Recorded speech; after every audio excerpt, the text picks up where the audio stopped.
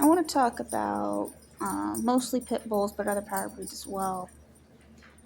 Pit bulls in general. People, their jaws cannot lock.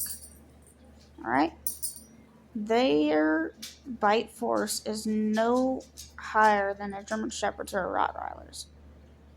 And uh, when it comes to reactivity or aggression, it's in their genes usually. So usually their genes are bad, and it gets carried in the genes.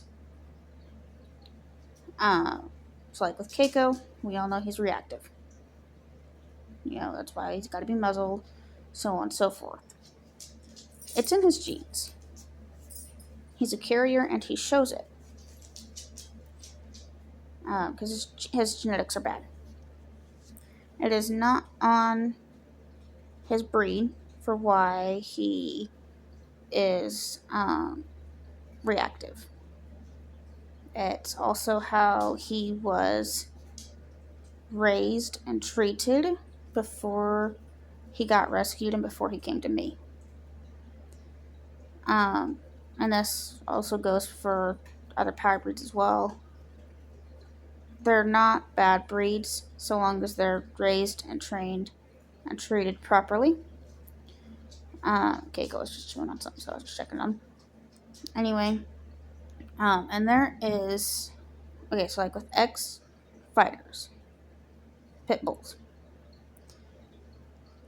when they are rescued from fighting, which is very inhumane, very cruel, and highly abusive, by the way. There is an organization out there that dedicates themselves to, when they rescue them, these ex pit bull fighters, they rescue them and they train them to not be that way, and they become service dogs. So pit bulls and other power breeds can become service dogs when they're raised, trained, and treated properly, and when their genetics aren't bad. So like let's say with Keiko, let's say if I bought him from a breeder and his genetics are bad, reactivity is carried in the genes, and he shows like he does. Obviously, he didn't come from a breeder; he was a rescue. But let's just say he did come from a breeder. Let's say he wasn't a rescue and he came from a breeder. Well, I obviously wouldn't want to breed him at all to any female. Rather, she be a pit bull or whatever, because then that litter of puppies would be carriers of reactivity, and some of those puppies may show it, that they are reactive and may become bite risk and stuff like that.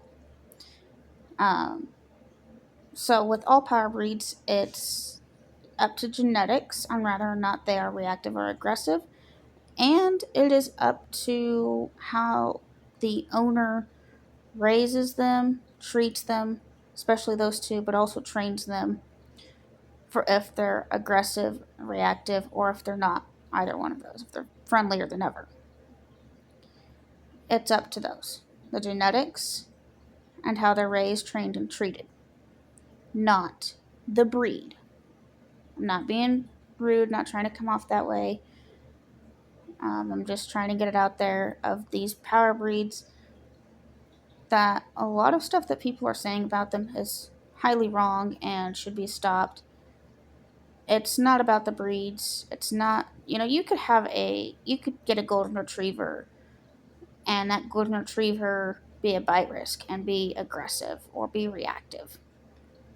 And that's because of how they were raised, trained, and treated, and also genetics. Genetics are bad. So any breed out there can be like how Keiko could be, or could be worse, or could be aggressive, or could be friendlier than ever. It's on how they're raised, trained, treated, and especially genetics, and especially how they're treated and raised. All right?